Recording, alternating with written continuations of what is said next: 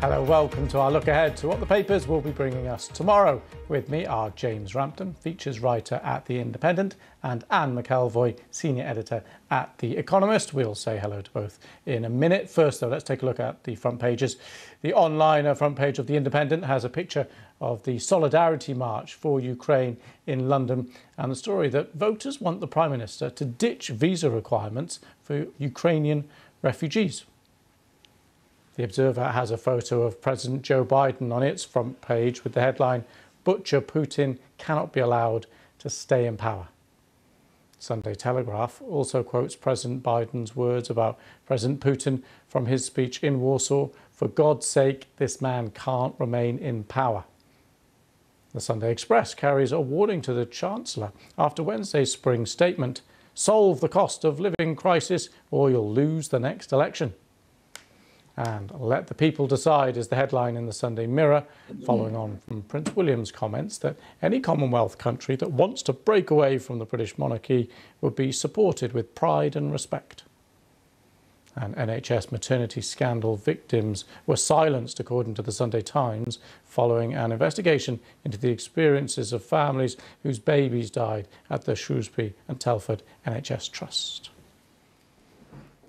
Right, let's start picking through the front pages. We're going to start with The Observer. We're going to start in Ukraine, of course, and this speech by President Biden. The headline there, "Biden Butcher. Putin cannot be allowed to stay in power." James, can you kick off with this speech? Yes, I have to say, first of all, I was really impressed by the passion with which Biden invested this speech. He really spoke from the heart. Remember, his son was a decorated military hero with a tour of Iraq. He felt like he was really, really fired up. However, there is a caveat in that the phrase with which he ended the speech, "For God's sake, this man cannot remain in power," although a very, very memorable and resonant phrase, could well be used by as an excuse by Putin to refuse to sue for peace and just to carry on battering Ukraine indiscriminately. And that's what he's been doing for the past month. He's absolutely careless about the fates of civilians in that country. And he can say to his cronies now, "Look, this is what I've said all along." He loves playing the victim. They only want to decapitate me. Therefore, I must fight to the bitter end. I'm going to play harder and faster and dirtier. So that is the danger with this speech. And indeed, the White House has already been trying to spin it, saying, "Oh, no, it was just about he shouldn't be projecting power into his neighbors." But I read it as a direct call for regime change. And that is dangerous just because it'll give Putin the pretext to just be even more monstrous, if that is possible. And what do you make of this as a calculation? Do you think it could turn out to be a mistake? I think it was simply Joe Biden speaking from the heart. I think there is that danger of it being mixed up or misunderstood as a regime change is going to be imposed by the United States. But there is a bit of a problem with this line of analysis that says this gives Putin an excuse to continue. I was talking to Andrei Kozyrev, who was foreign minister in Moscow in my time there. And in the 90s, he can't stand Putin, but as he said, he is a big boy and he does know what he's doing. And actually, all he will do is use it for propaganda purposes. But does it actually materially affect anything that Vladimir Putin will do or not do in the war in Ukraine? No.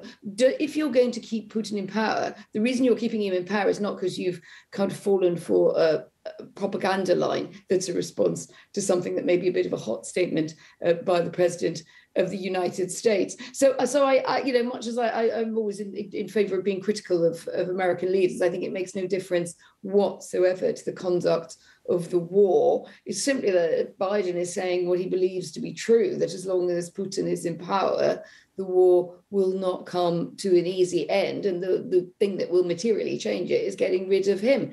He has to hope that that happens from inside Russia, but this is not going to affect the behavior of those who can really bring that about. Interesting. Well, we're going to go to the front page of the Sunday Telegraph. Same story, pulling out pretty much the same quotes from that speech by President Biden. The headline there is, "For God's sake, this man can't remain in power." James, is this really clearly it reveals Joe Biden's feelings, but is this, as Anne mentioned there, an appeal for ordinary Russians to try and change their leader internally? Well, that's a really good question, Lewis. And I must say, it does seem as though it has a multiplicity of targets, this particular line. I would say that combined with the very harsh sanctions that have been imposed on Putin, it may well be that Biden is hoping to foment some kind of internal revolution. I mean, students of history will say no revolution happens without first the people suffering terrible starvation. You know, look at the Russian Revolution or the French Revolution.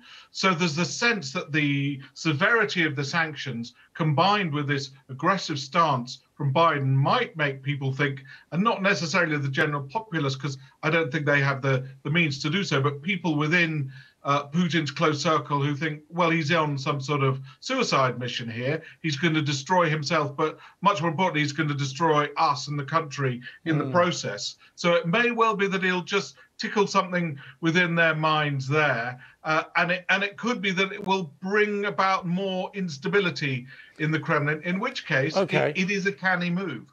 OK, and just because we just mentioned, James just mentioned the sanctions there, we're just going to quickly look at the story at the bottom of the Sunday Telegraph, just very briefly. Truss, sanctions could end if Russia takes the off-ramp. Could you just explain that to us? Well, Liz Truss is there trying to balance out the very tough rhetoric. And this is very much a line. There isn't any difference at all between the major Western powers on how to handle Russia at the moment at this level. But what she is pointing out is that sanctions, which are a blunt instrument, they hit the public in Russia, but they primarily hit those with big business interests. What you need to say about sanctions is not that you're just going to keep piling them on, but that there are circumstances in which some of them at least can be eased. They're that kind of an instrument. So I think for Liz Truss to mention that is quite wise. Whether we're going to see sanctions taken off Russia anytime soon, I doubt, because I don't think that Ukraine is going to give up on the war anytime soon. But it is wise to do that because it is important that that message somehow gets through. Of course, Russian propaganda, you must remember, is not reporting any of this. So to an extent, having a conversation among ourselves. Interesting, slightly depressing. OK, let's go to the front page of the Sunday Times. We're going to leave Ukraine for the moment. We're going to come back to the UK. Their main story, the headline there is NHS maternity scandal victims were silenced. And a rather shocking kind of sub-headline, 300 babies lost to a fixation on natural births. James, a very difficult story. Yeah, I mean, I'm sort of blowing out and hesitating before I launch into this one because it's really tough. And the thing to remember above all else is that there are hundreds of grieving parents and grandparents and siblings out there. And that's the first thing I want to say. And my heart goes out to them. I have children myself, and there's nothing worse that I could imagine than losing children. And I'm afraid it does seem to be a terrible example of people getting an idea in their head that this is the right way of doing something. In this case, you know, Shrewsbury has not emerged with much credit, but it does seem like there has been this, I don't know, as you said, perhaps an obsession with this one way of doing things that's led to this terrible disaster. But my main thought would still be, goodness me, what a terrible situation that so many parents have lost their children, and I'm absolutely devastated for them. Yeah. We're going to stay with the front page of the Sunday Times, a smaller story on the bottom right-hand corner. The headline, Number 10 plans another tax rebate. Anne, what's the promise here? Well, this, I think, is going to be an ongoing story of a budget that gave something and took something away, and a bit of I was going to say a war, but that's probably the wrong metaphor at the moment, but a battle, shall we say, between number 10 and number 11 over what to do about taxes. And we've seen Rishi Sunak desperately kind of trying to balance out national insurance rises that he wanted to pay for health and social care, not least to rebuild capacity in the NHS and to improve the NHS and get it back to where it needs to be and beyond after COVID. At the same time, we know that there was a lot of dissatisfaction out there. So we saw Rishi Sunak trying to do a bit of one of those balancing budgets. We've seen Number 10, I think, saying, politically, this may start to be damaging to us. So can we find ways in which rebates can be given? Can we take the edge off here and there? I think this is going to be the story of this year. And of course, the real danger for the government here is that nobody understands what they're getting, what's been taken away. And there's one thing people really don't like is not to understand what a budget meant for them. Interesting. Well, in terms of dangers for the Conservative Party, the Sunday Express, a very loyal paper, their headline won't make good reading. It says, solve cost of living crisis or you'll lose election. James, that's a pretty stark headline. Yeah, you're right, Lewis, to point out and underline that it is the Express saying this. This is the most loyal of all Tory papers. So the fact that they've splashed with this is very, very telling. And if you drill down into the details, it'll be even more alarming for the government. You know, there've been a lot of, I think, quite spurious photo opportunities with Rishi Sunak this week. I cringed when I saw him on the forecourt filling up his car and all this spin about he's a casual man with his hoodie and his sliders. Again, my skin was crawling a bit when I saw that. But this spring statement has really exposed some of that slickness as just hype, because it seems that many people don't feel comforted by it at all. And as I said, the stats for the Tory party are quite alarming. 67% of people, that's more than 2/3, are struggling to pay for heating and energy.